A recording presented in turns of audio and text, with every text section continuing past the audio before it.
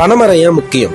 வெயில் காலம் வந்தா நொங்கு வேணும், குளிர்காலம் வந்தா கல்லு வேணும், குடிக்கிறதுக்கு நிலத்தடி நீர் வேணும், சுகரை குறைக்க பனங்கிழங்கு மாவு வேணும், சூட்டை தணிக்க பதனி வேணும், சுவையா திங்கிறதுக்கு பனவெல்லம் கருப்பட்டி வேணும், குழந்தைங்க பாலுக்கு பனச்சக்கரை வேணும், பசுமையா வாழறதுக்கு பல மரங்கள் வேணும். இது எல்லாம் வேணும். ஆனா இது எல்லாத்துக்கும் ஒரு காரணமா இருக்கிற பனைமரம் வேணும். 10 பனைமரம் ஒரு கிணற வத்த விடாது. மொத்த பனைமரம் ஒரு ஊரையே வத்த விடாது. பனையால மனுஷனுக்கு மட்டும் ஒரு வீடு, ஆனா பனைமரம் தான் பல உயிர்களுக்கு பெரு வீடு. பனைமரத்துல பறவைங்க கூடு கட்டும். கட்டின பறவைங்க பல விதைய காடா மாத்தி காட்டும். கருவேல மரமும் காடா கிடக்குது, ஆனா பனைமரமும் ஒத்தையில தவிக்குது. வாரி வாரி எடுக்கிற மண்ணெல்லாம் பணம் வேறால புடிச்சதுன்றத மறந்துட்டோம் நம்மெல்லாம். இன்னைக்கு காசு கட்டி வாங்குற ஏசி காத்து அன்னைக்கு பனைமரத்தோட ஓசி காத்து தான் ஏசி காத்து. சுனாமியை தடுக்கிறதும் பனைமரம் தான், சூறாவளியை தடுக்கிறதும் பனைமரம் தான். பனைமரத்தோட வளர்ச்சியை வச்சுதான் ஒரு ஊரோட வளத்தையே கணிப்பாங்க. ஒரு அண்டா வைக்கிற இடத்துல வாழற பனைமரம் அம்மா இடத்த புடிச்சுக்குதுன்னா அறுத்து வெட்டி கெடாசுறாங்க.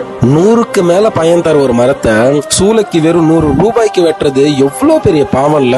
ஒரு ஒத்த பனைமரம் ஒரு வருஷத்துக்கு எவ்வளவு பனவெல்லம், பதனி, கல்லு, பனஞ்சீனி, நொங்கு, பனம்பழம், பனங்கிழங்கு, இன்னும் எவ்வளவு கைவினை பொருட்கள், எவ்வளவு திங்கிற பொருட்களை கொடுக்குது. அதற்கான நன்றி கொஞ்சமாச்சு நம்ம கிட்ட இருக்கா?